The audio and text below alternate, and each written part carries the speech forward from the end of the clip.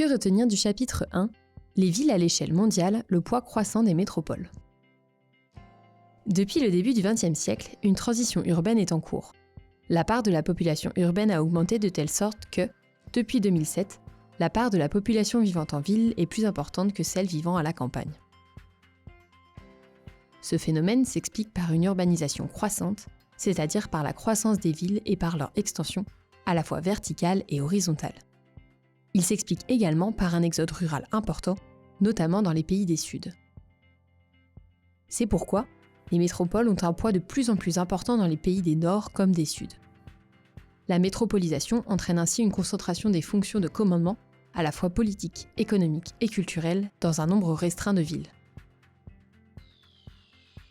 L'échelle d'influence des métropoles peut être régionale, nationale ou mondiale. Les métropoles s'organisent en réseaux et sont très connectées par les différents réseaux de transport et de communication. Les exemples les plus connus sont les mégalopoles américaines, européennes et japonaises, mais il existe également des mégapoles dans d'autres régions, comme en Amérique latine ou en Afrique du Sud. Les métropoles sont au cœur de l'économie mondiale, mais elles ne sont pas toutes insérées de la même manière dans la mondialisation. Les villes mondiales, comme Tokyo et New York, ont un produit urbain brut très élevé.